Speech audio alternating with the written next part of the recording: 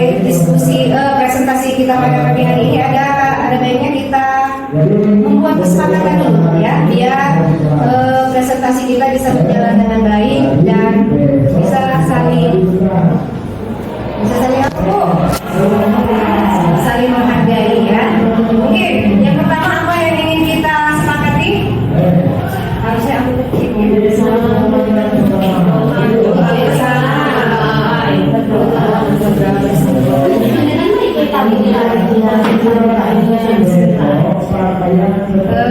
kesepakatan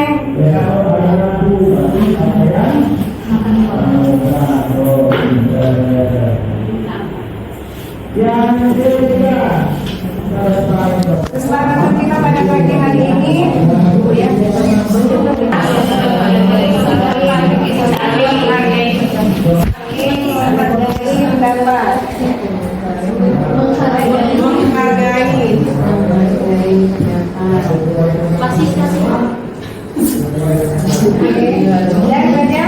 Menjaga kebersihan.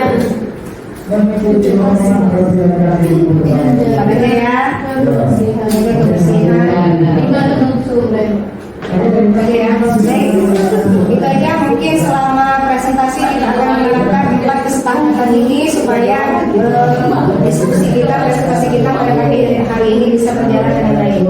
Saya mengajak Bapak Ibu sekalian untuk hadir di malam ini dalam rangka menyelesaikan modul saya, yaitu modul 1.4 tentang budaya positif. Hari ini saya akan mempresentasikan tentang diseminasi budaya positif di lingkungan sekolah. Baik, mungkin Bapak Ibu akan menimbulkan beberapa pertanyaan di situ, apa itu budaya positif, dan kemudian apakah di sekolah kita sudah tercipta budaya positif. Mungkin Bapak Ibu sudah mengenal apa itu budaya positif ya. Sudah ada yang tahu Pak, Bu? Sudah ada? Karena itu di sekolah kita sudah ada sebagian budaya positif itu sudah kita terapkan di sekolah kita. Ya baik, kita lihat. Nah, kita akan melihat apa itu budaya positif ya. Budaya positif itu adalah merupakan perwujudan dari nilai-nilai kebajikan atau keyakinan universal yang diterapkan di sekolah. Ada yang bisa memberi contoh misalnya? Sudah pernah? Nanti kita lihat ya. Kemudian selama ini mungkin barangkali kita sebagai guru merasa berkewajiban mengontrol perilaku murid ya, yang memiliki perilaku yang sesuai yang guru harapkan. Perwujudannya bisa kita terapkan di budaya positif ini ya. Baik. Nah, ya, nanti kita akan menerapkan di konsep budaya positif itu adalah banyak beberapa metode yang akan kita terapkan. Salah satunya adalah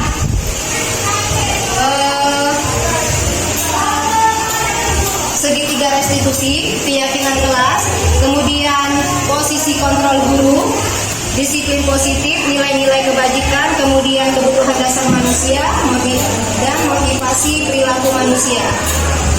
Nah, Bapak Ibu di dalam ruangan ini mungkin sudah menerapkan keyakinan kelas. Mungkin ada yang sudah, tolong itu nanti segera dilaksanakan membuat keyakinan kelas itu sampai dengan peraturan kelas. Ada beberapa mungkin dari wali kelas yang berapa menit memulai pelajaran, kemudian tidak boleh memakai sepatu di dalam kelas, mungkin ya. Oke.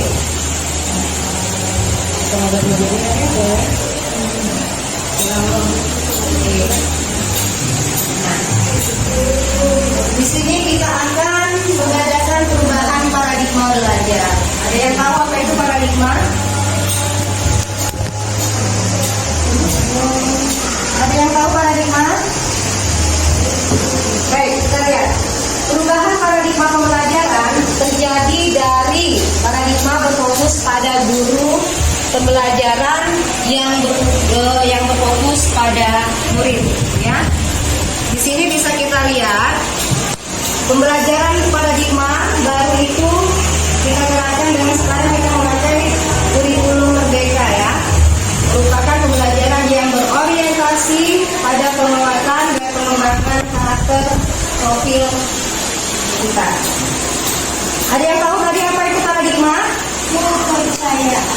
kepercayaan, keyakinan. Ada yang lain, Ibu Fitri? Kepercayaan ya. Kita sudah menerapkan berbagai kepercayaan dan keyakinan itu yang sudah memang melekat di dalam sekolah kita. Salah satunya tadi sebelum kita menerapkan keyakinan kelas, anak-anak itu sudah percaya dengan keyakinan kita. Kalau terlambat pasti mendapatkan hukuman. Dia sudah sadar sendiri, ya.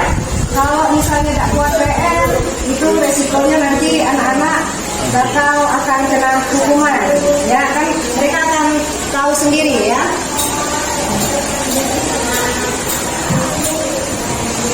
Nih, disiplin positif. Apa itu disiplin positif? Disiplin mungkin Bapak Ibu sudah tahu ya, secara garis besar. Disiplin itu apa ya?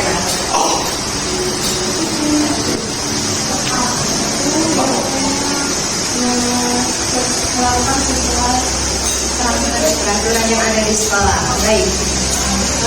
Di sini kita lihat ya. Disiplin itu adalah merupakan salah satu cara penerapan yang bertujuan untuk menyadarkan siswa ya dengan berbagai peraturan. Ya. Nah, kita lihat di sekolah kita kan kita sudah menerapkan berbagai peraturan akan tercipta kedisiplinan itu dengan sendirinya. Ya, baik. Kita lihat di sini. Nah, nilai-nilai kebajikan. Nilai kebajikan itu apa Bapak Ibu? Bisa kita lihat. Ya. Di sini bukan nilai kebijakan ya, salah kutip, tapi nilai kebajikan. Nilai kebajikan itu adalah nilai yang kita sepakati lepas dari itu pengertiannya ya, lepas dari suku bangsa, agama, bahasa maupun latar belakang. Contohnya ini. Contoh nilai kebajikan institusi atau organisasi kita.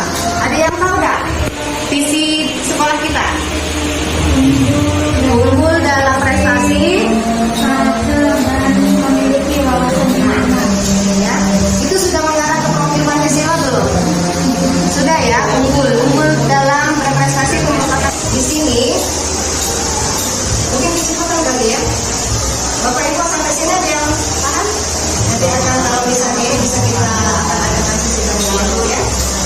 Baik, lanjut. Kebutuhan dasar manusia. Di sini kita lihat. Kebutuhan dasar manusia adalah segala sesuatu yang kita lakukan untuk mendapatkan apa yang kita inginkan. Kemudian seluruh tindakan yang kita lakukan memiliki tujuan tertentu dan semua usaha yang terbaik kita lakukan adalah dalam rangka kebutuhan dasar kita yang kita penuhi. Di sini ada apa namanya? Ada beberapa kebutuhan dasar manusia ya. Nanti kita lihat apa saja isinya. Salah satunya adalah manusia itu ingin dihargai, ingin mendapatkan perhatian, kemudian ingin mendapatkan kasih sayang, ya. Nah, itu kebutuhan dasar manusia salah satunya.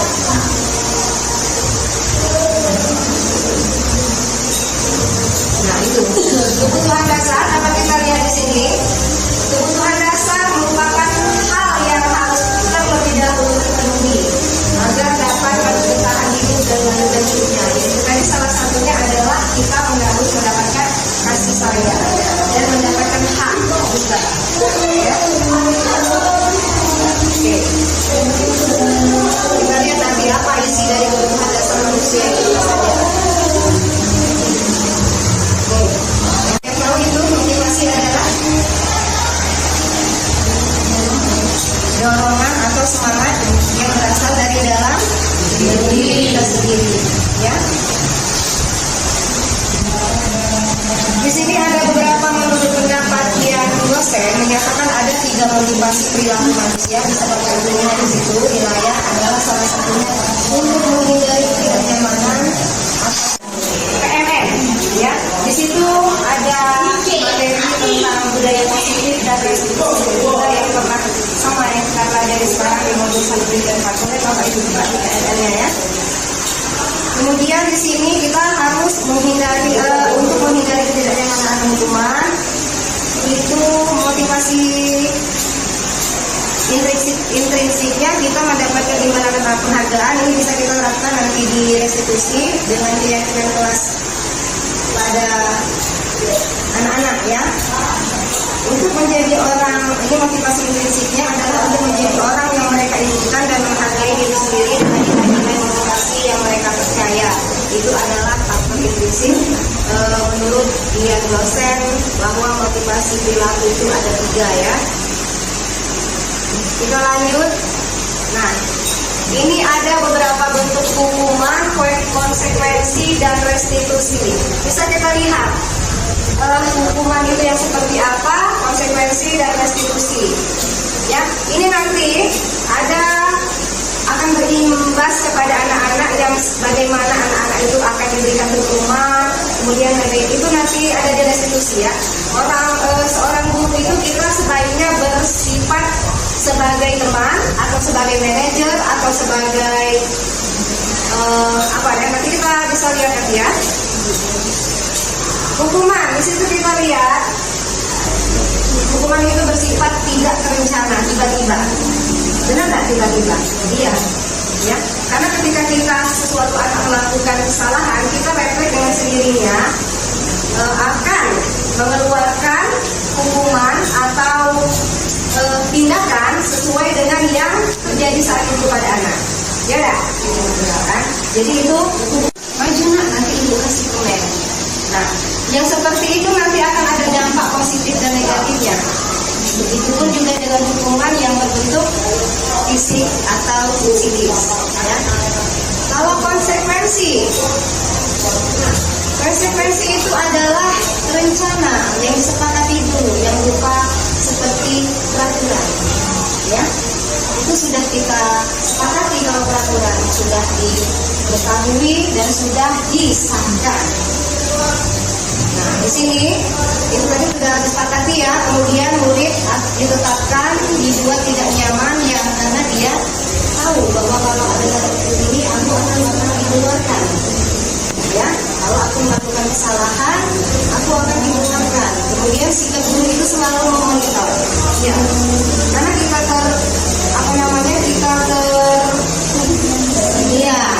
dengan perjanjian tadi, makanya kita akan selalu nanti bakal distorsi, wah anak-anak nanti akan bakal dikeluarkan. Kalau restitusi, ada yang tahu Bapak Ibu apa itu restitusi? Silakan buka ini ya, restitusi ya. Nanti akan kita bahas ya bagaimana perbedaan hukuman, konsekuensi, dan restitusi. Kalau restitusi itu bisa kita lihat proses menciptakan kondisi bagi murid untuk memperbaiki kesalahan. Bagaimana maksudnya?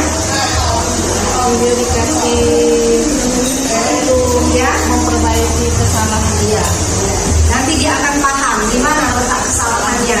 Setelah kita mengadakan restitusi itu, dia. Ya. Nah, restitusi sendiri itu apa Bapak Ibu? Mediasi. Selain mediasi, pendekatan untuk merefleksi kesalahan anak. Itu apa coba? Mengoreksi. Intinya seperti itu ya. Jadi kalau misalnya sudah melaksanakan atau di sekolah kita sudah menerapkan restitusi itu kepada anak, aman sekolah kita. Masalahnya sekolah kita ini banyaklah guru yang selalu marah tanpa adanya atau mengetahui dulu apa kesalahan anak. Itu di sekolah kita. Ya, benar gak? Kalau kita di sekolah kita sudah menerapkan restitusi segitiga ini, aman. Anak-anak akan menghargai kita, apalagi kita sebagai guru wali kelas maupun guru mata pelajaran. Kalau kita benar-benar memahami permasalahan anak itu, anak-anak akan menyadari sendiri kesalahannya. Ya, oke. Ada yang bisa bantu nggak sebagai ini ya? Sebagai setelah kita memahami dari restitusi tadi, akan kita tentang konsep disiplin dengan identitas gagal. Kenapa dia dikatakan konsep identitas gagal? Mari kita lihat. Nah, di situ ada yang sudah saya bahas tadi, ada hukuman dan ada penghargaan. Ya, ada positif dan negatifnya. Kita memberikan hukuman maupun penghargaan kepada anak. Hukuman itu yang pertama sangat menyakitkan, kemudian membuat tidak nyaman, kemudian murid takut, sifatnya memaksa, kemudian murid menyembunyikan kesalahannya, iya dah. Dan murid menjadi rendah diri. Ya, oke, Ibu Mary. Ada lagi nggak efek dari hukuman ini? Selain yang saya sebut ini, ya, agak pendiam, menendam, lagi selalu merasa disalahkan, ya, itu dari efek dari hukuman. Kemudian yang penghargaan itu ada positif dan negatifnya kita memberikan kepada anak, ya. Ya, yang pertama kita lihat tidak efektif, benar. Kemudian merusak hubungan sifat diri, benar. Mungkin dia yang selalu dia menang, dia terus bu, misal dalam pembagian rambut nih, yang ranking selalu dikasih, yang lain tidak, ya, akan menimbulkan rasa iri. Benar. Ya. Mungkin di sisi lain yang juara itu akan menambah motivasi, tapi bagi anak yang tidak mendapatkan juara dia akan merasa kecil hati, ya. Tidak lagi yang paling akhir, karena ini sifatnya apa ya? Sifatnya agak yang membuat dia merasa kecil, ya. Kemudian mematikan kreativitas dia, menghukum dengan sistem ranking tadi yang saya sebutkan, ya. Kemudian merampas haknya, menghargai dirinya, dia merasa tidak terpilih. Ini yang dia ya. Itu ada efek positif dan negatifnya, ya. Mungkin mereka salah satu wali kelas yang saya kenali, ya, dia membagikan hadiah, ya, berupa penghargaan kepada anak di kelasnya. Itu tidak satu juara saja, ya, semua dibagi. Ya, itu kemarin juga semuanya dapat semua, tidak hanya yang ranking. Nah, alangkah lebih baiknya wali kelas pun memberikan dalam bentuk penghargaan kepada anak yang lain dengan sistem mungkin karakter anak ini rajin, anak ini pria, atau anak ini supel. Nah, berikanlah penghargaan itu kepada anak yang mungkin dia belum mendapatkan ranking di kelas, ya. Anak-anak yang lain itu mendapatkan penghargaan dengan karakter mereka masing-masing. Jadi kita sebagai guru dan wali kelas pun harus paham dengan karakter anak yang ada di kelas, ya. Baik.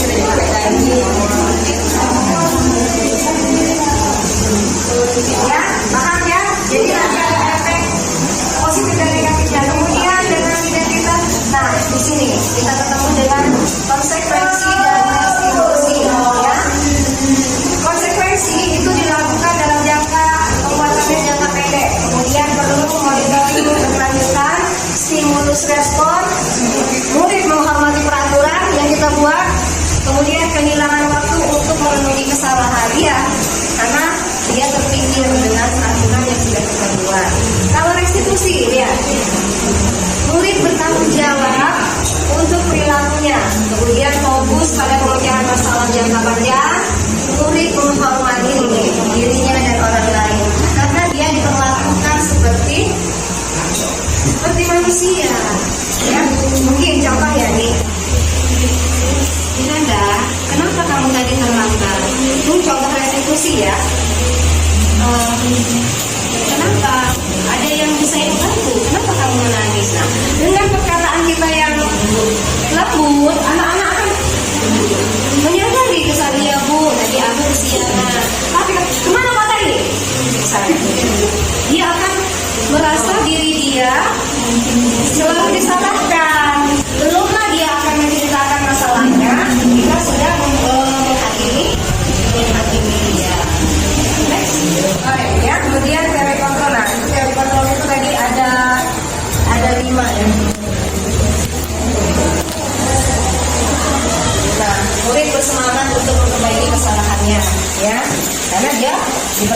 seperti manusia tadi. Oke, sudah dibuat ya, nanti akan menerima konsekuensinya apa. Kemudian kalau tidak membuat PR, kesepakatan di kelasnya akan mendapatkan hukuman apa. Dia lebih ini ya, lebih ke bijaksana ya. Guru terbuka dan siswa dalam menangani masalah siswa. Jangan ya, dari siswa. Oke, nah ini tindakan ini merasa bersalah kan, jadi kita bisa bersinggung. Nanti guru itu bisa semuanya bisa dipegang oleh kita, tapi yang baiknya yang mana nanti kita bisa lihat sebagai guru, sebagai rasa bersalah guru atau sebagai teman bisa kita bersifat sebagai teman, sebagai komandan maupun sebagai manajer ya. Kemudian guru sebagai teman, bagaimana? Guru sebagai teman, guru bersifat persuasi, mengajak, merangkul, kemudian bisa menggunakan teori, mengayomi, ya. Terus guru sebagai pemantau, bagaimana? Orang yang menjaga ketertiban dengan memperlakukan hukuman atau akibat dengan menggunakan hukuman. Contohnya gimana? Dia akan mengambil keputusan tindakan yang sesuai dengan yang ada. Jadi dia langsung mengambil keputusan tanpa ya langsung saat itulah dengan bukti fisiknya ada. Terus, nah di sini guru sebagai manajer. Apa maksudnya Pak Iman? Pernah dengar nggak? Leader dan mengatur, memposisikan tugas masing-masing. Di wacana ini ada yang ujian, ada yang baca, ada yang kalau guru sebagai manajer, dia berkolaborasi dengan semua, baik itu dengan gurunya, dengan siswanya, dan dia sebagai pendengar dan mengambil keputusan yang bijak. Jadi dia tidak langsung seperti pemantau tadi. Kalau pemantau dia saat itu langsung ambil tindakan sesuai dengan bukti fisik. Tapi kalau manajer dia sebagai pendengar, sebagai orang yang bertanggung jawab, kemudian dia sebagai apa? Apa tadi? Iya, dia selalu berkolaborasi, selalu memanggil. Misalnya ada masalah, panggil wali kelas, panggil guru, panggil anak. Jadi semua melibatkan semua pihak. Ya, beda dengan sebagai teman. Ya. Oke. Nah, nanti anak-anak itu mereka akan menyadari sendiri masalahnya. Dia akan menyelesaikan masalahnya sendiri setelah ditangani oleh sebagai manajer tadi. Oke. Nah, di sini banyak banget 5 posisi kontrol seorang guru. Baik Bapak Ibu, biar kegiatan kita presentasi pada pagi hari ini tidak ngantuk, kita akan melakukan ice breaking terlebih dahulu. Silakan Bapak Ibu berdiri.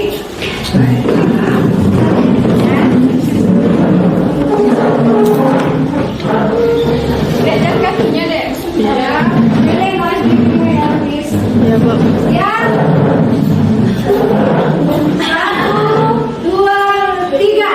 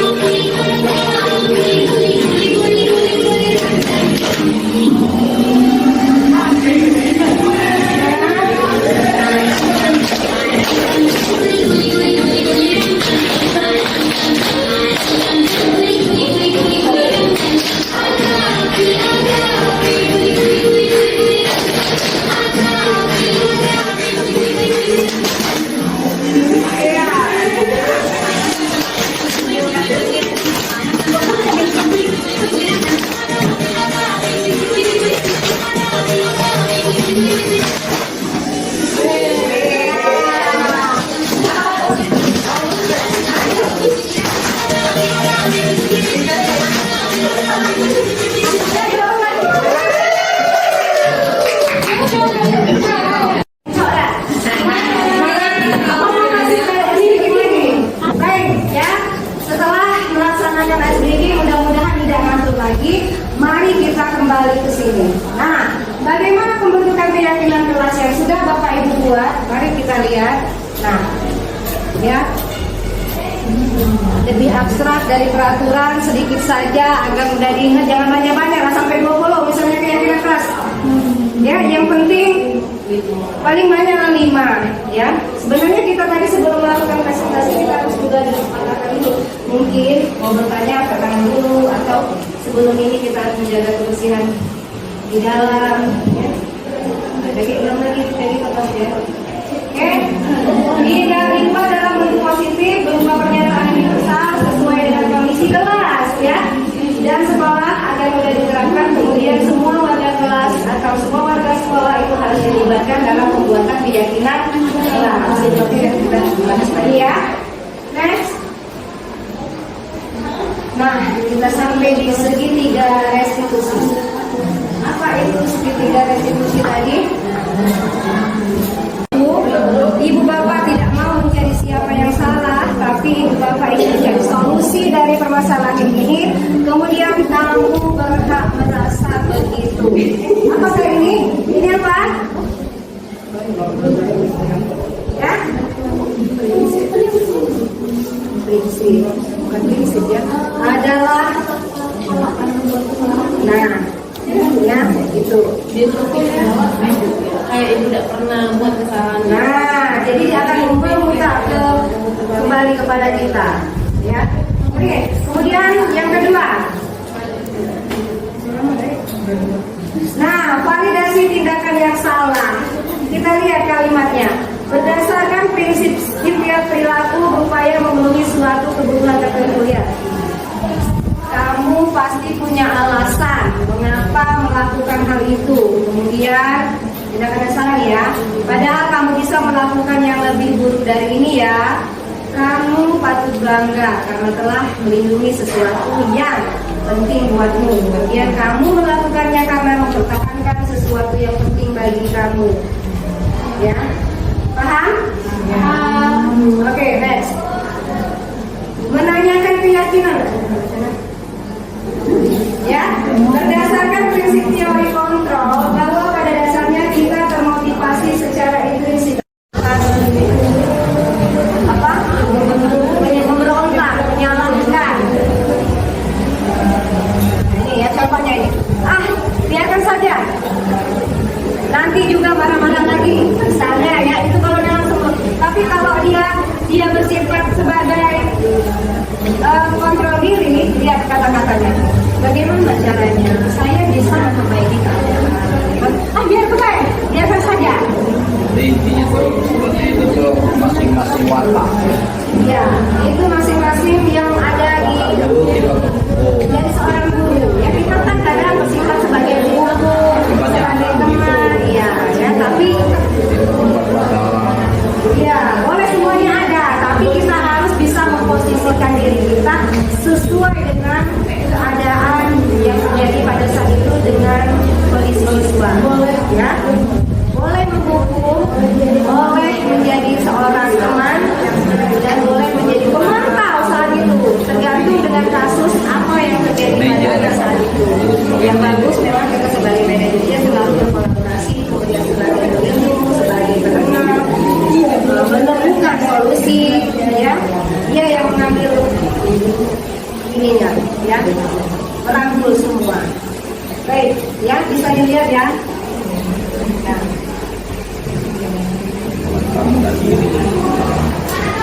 Gimana Pak Iman? Jadi ini lebih kata cenderung gurunya itu tipikal guru. Nah, jadi tipikal guru ini penghukum, membuat rasa bersalah. Karena outputnya dilihat outputnya dampak ya, output itu dampak. Jadi kalau dia ada murid, kalau gurunya tipikal gurunya itu membuat dia tipikal gurunya itu membuat rasa bersalah. Kalau sebagai teman, dia tergantung. Kalau sebagai pemantau, dia tergantung. Kalau memantau itu kan terus sanksi atau hal. Kalau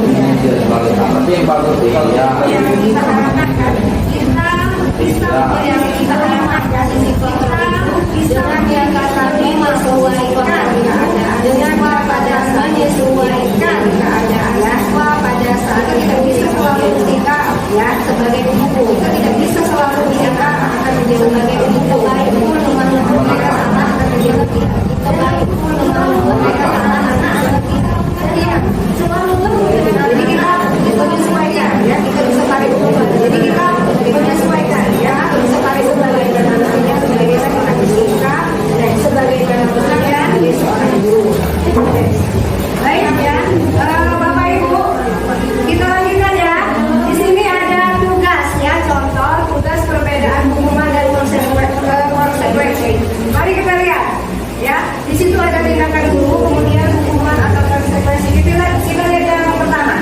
Mencatat 100 kali di dalam buku kalimat, saya tidak akan terlambat lagi karena terlambat ke sekolah. Hukuman atau restitusi?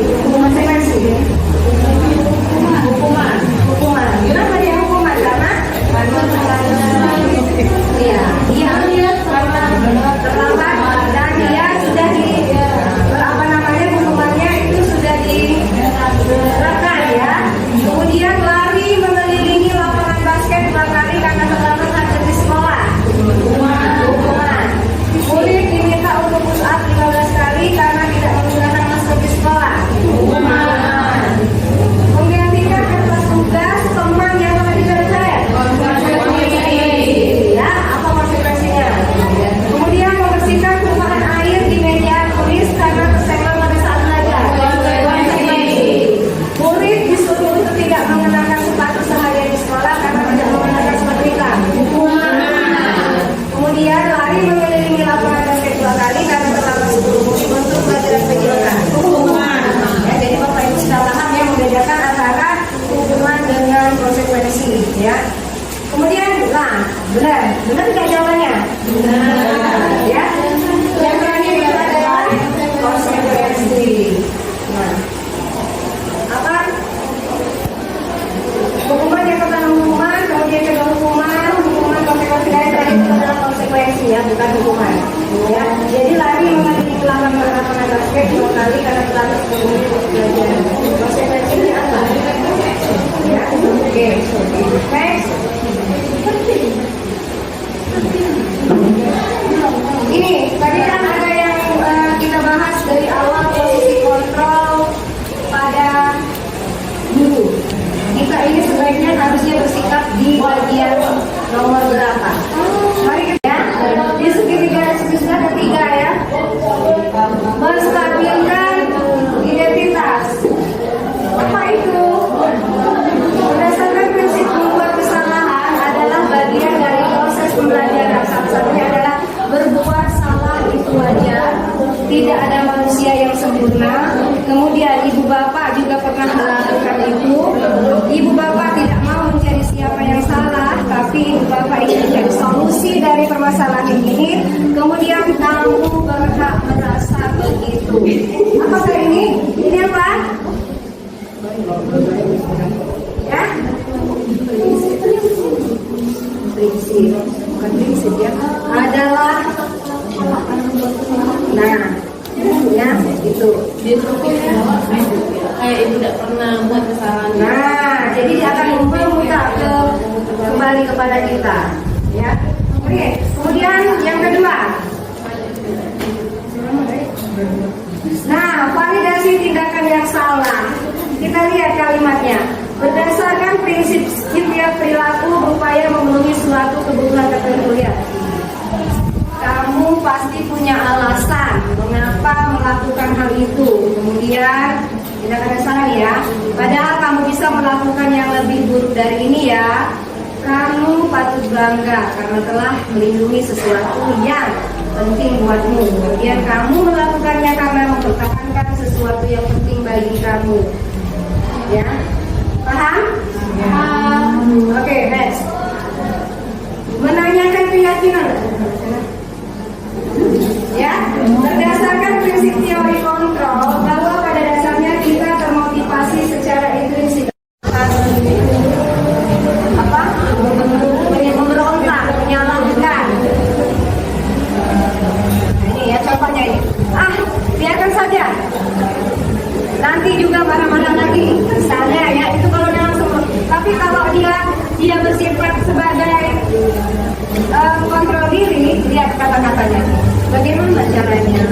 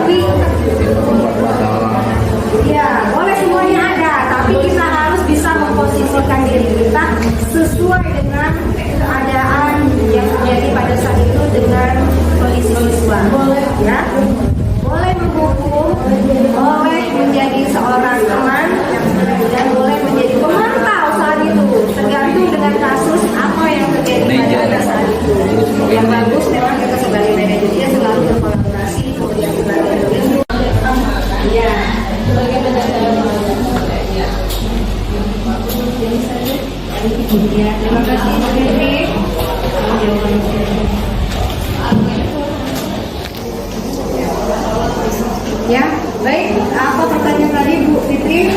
Bagaimana cara membedakan antara hukuman dengan hukuman dengan konsekuensi ya? Bapak Ibu ada yang bisa berpendapat, ada yang bisa menjawab apa perbedaan antara hukuman dengan konsekuensi? Silakan Ibu Sas. Ya. Jadi saya mencoba untuk menjawab perbedaan antara hukuman dan konsekuensi. Menurut saya, hukuman itu lebih pada tidak sesuai. Jadi apa yang dia lakukan dengan hukumannya itu tidak sesuai dengan hukum. Jadi misalnya ketika dia sholat, tapi dia disuruh membersihkan WC, itu kan tidak nyambung menurut saya ya. Sehingga tidak akan perilaku itu pasti akan terjadi lagi karena adanya dampak tersebut.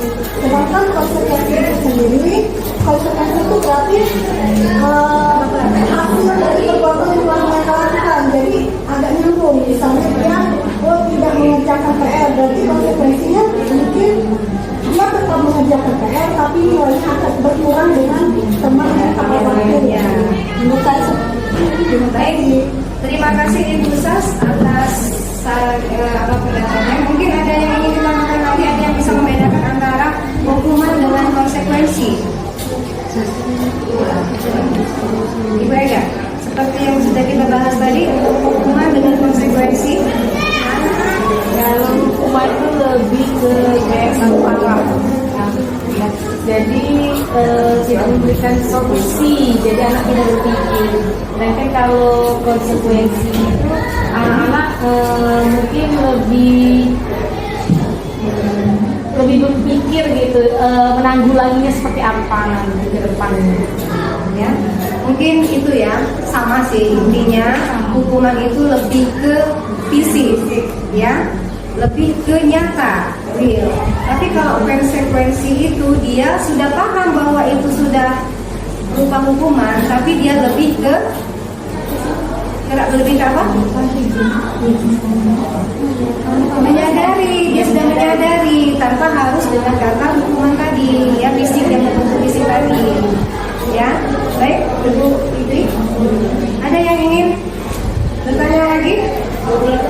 Ya, silakan Ibu Miranda.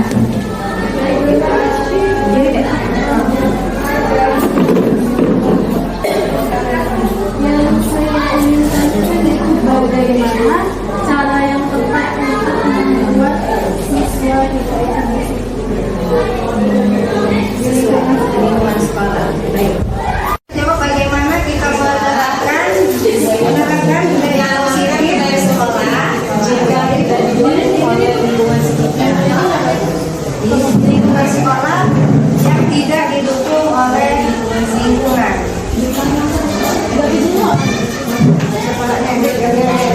Yang pertama itu cara menanamkan budaya positif itu pertama menerapkan komunikasi yang tepat. Yang kedua itu bangun lingkungan penuh apresiasi dan penghargaan. Yang ketiga hindari disipliner dengan cara negatif. Yang keempat keseimbangan target akademis dan kesejahteraan emosional siswa. Terus yang kelima itu terapkan etika kerja positif. Yang keenam tanamkan nilai karakter kepada siswa. Ya, itu Ibu Ega, ya. Yang keenam itu adalah tanamkan pendidikan karakter kepada siswa. Itulah yang perlu kita. Salah satu contoh penanaman karakter pada siswa itu adalah apa misalnya? Sholat tepat waktu, sholat bisa kita sholat subuh ya. Kita sholat subuh sudah kita terapkan di sekolah kita ya. Kemudian kalau bertemu bersalaman tangan, juga menyapa gurunya. Nah itu berupa karakter ya. Senyum, sapa, salam, sopan, santun ya. Alhamdulillah di sekolah kita itu sudah kita budayakan dan kita terapkan. Baik, mungkin ada lagi yang ingin kita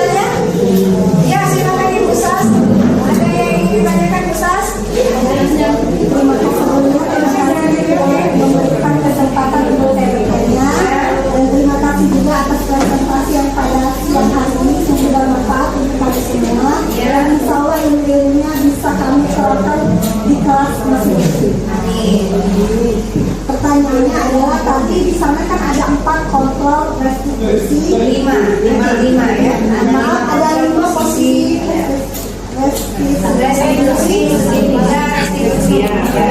Di sana saya masih bingung, bisa dijelaskan posisi mana sebaiknya guru berada pada restitusi tersebut. Masih ada yang ada? Seperti yang saya jelaskan tadi, 5 posisi kontrol yang harus dan dimiliki oleh seorang guru. Kita bisa memiliki kelima-limanya ya, tapi kita harus satu yang kita terapkan. Kita bisa menerapkan kelima-limanya itu seperti yang saya katakan tadi, sesuai dengan kondisi yang ada pada saat itu, sesuai dengan kasus yang kita temukan pada anak. Ada yang masih ingat? 1, guru sebagai penghukum, kemudian 2 sebagai pembuat dasar keputusan, kemudian yang ketiga sebagai teman, keempat sebagai pemantau, dan kelima sebagai manajer. Mana yang baik untuk kita sebagai seorang guru kita terapkan kepada murid? Manajer. Kenapa? Manajer itu sebagai apa? Karena seorang manajer itu adalah dia berkolaborasi dengan semua pihak sekolah, terutama dengan guru, siswa, murid, orang tua, serta stakeholder yang terkait di sekolah kita. Kemudian dia mengayomi, ya, dan tidak memutuskan masalah sepihak.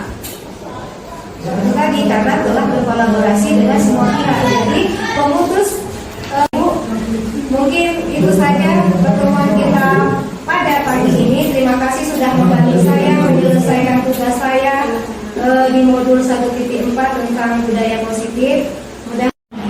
Baik, Bapak Ibu, ada yang ingin ditanyakan dari hasil pemaparan saya tadi? Mungkin ada yang kurang paham atau mungkin ada yang ingin ditanyakan ya? Baik, Ibu Fitri, silakan. Oke, terima kasih Bu Ani atas kesampaiannya.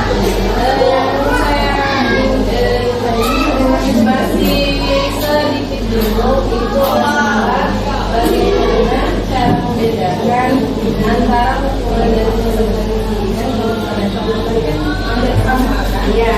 Bagaimana cara membedakan? Ya. Ya, terima kasih Bu Fitri.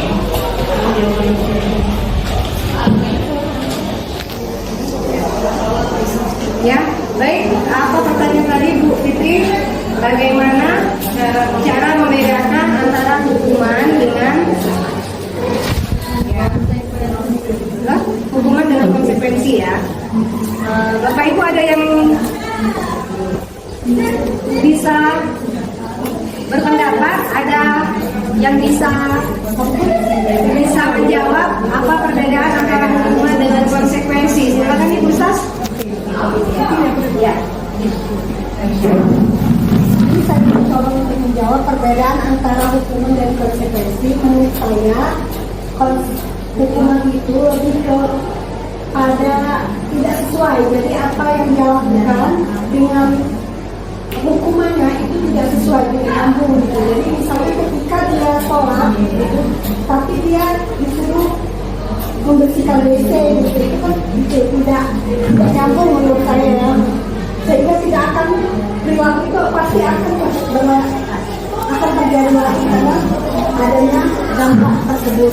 Sedangkan konsekuensi itu sendiri, konsekuensi itu berarti hasil dari perbuatan yang telah mereka lakukan. Jadi agak nyambung. Misalnya dia tidak mengerjakan PR, berarti konsekuensinya mungkin dia tetap mengerjakan PR, tapi nilainya akan berkurang dengan teman yang tepat waktu. Menurut saya Baik, terima kasih Ibu Sas atas pendapatnya. Mungkin ada yang ingin ditanyakan lagi, ada yang bisa membedakan antara hukuman dengan konsekuensi. Ibu Ega, seperti yang sudah kita bahas tadi, untuk hukuman dengan konsekuensi. Kalau hukuman itu lebih ke kayak satu arah. Jadi tidak memberikan solusi, jadi anak tidak berpikir. Sedangkan kalau konsekuensi itu anak-anak mungkin lebih berpikir gitu, menanggulanginya seperti apa nanti ke depannya. Ya, Mungkin itu ya, sama sih intinya hukuman itu lebih ke fisik ya, lebih ke nyata, real. Tapi kalau konsekuensi itu dia sudah paham bahwa itu sudah berupa hukuman, tapi dia lebih ke apa? Menyadari, dia sudah menyadari tanpa harus dengan kata hukuman tadi, ya fisik yang membentuk fisik tadi. Ya. Seimbangkan target akademis dan kesejahteraan orang siswa.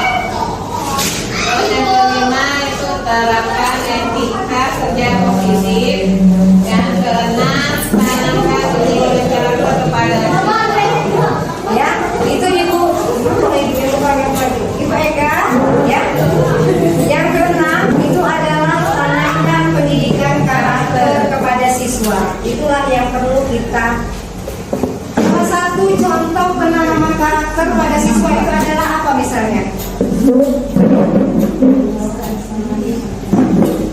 Sholat tepat waktu, sholat bisa kita sholat zuhur ya. Kita sholat zuhur sudah kita terapkan di sekolah kita ya.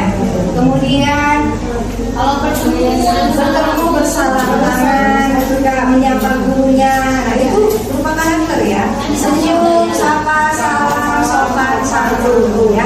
Alhamdulillah di sekolah kita itu sudah kita budayakan dan kita terapkan. Baik, mungkin ada lagi yang ingin bertanya? Ya, silakan Ibu Sas. Ada yang ingin ditanyakan Bu Sas? Terima kasih memberikan kesempatan untuk bertanya, dan terima kasih juga atas presentasi yang pada siang hari ini sungguh bermanfaat untuk kami semua. Dan insya Allah ilmunya bisa kami terapkan di kelas masing-masing. Pertanyaannya adalah tadi di sana kan ada 4 kontrol restitusi, 5 ya. ada 5 posisi restitusi ya. Di sana saya masih bingung, bisa dijelaskan posisi mana sebaiknya guru berada pada institusi tersebut. Masih ada yang ingat? Seperti yang saya jelaskan tadi, 5 posisi kontrol yang harus dan dimiliki oleh seorang guru. Kita bisa memiliki kelima-limanya ya, tapi kita harus satu yang kita terapkan. Kita bisa menerapkan kelima-limanya itu seperti yang saya katakan tadi, sesuai dengan kondisi yang ada pada saat itu, sesuai dengan kasus yang kita temukan pada anak. Ada yang masih ingat? 1, penghukum. Guru sebagai penghukum, kemudian 2 sebagai pembuat rasa kebersamaan, kemudian yang ketiga sebagai teman, keempat sebagai pemarah, dan kelima sebagai manajer. Mana yang baik untuk kita sebagai seorang guru kita terapkan kepada murid? Sebagai manajer. Kenapa? Manajer itu sebagai apa? Karena seorang manajer itu adalah dia berkolaborasi dengan semua pihak sekolah, terutama dengan guru, siswa, murid, orang tua, serta stakeholder yang terkait di sekolah kita. Kemudian dia mengayomi, ya, dan tidak memutuskan masalah sepihak. Itu tadi karena telah berkolaborasi dengan semua pihak. Jadi pemutus keputusan itu tidak diputuskan dengan sendirian. Jadi dia mendiskusikan dan menyelesaikan masalah secara bersama-sama dan kembali ya. Baik, Bapak Ibu, mungkin itu saja pertemuan kita pada pagi ini. Terima kasih sudah membantu saya menyelesaikan tugas saya di modul 1.4 tentang budaya positif.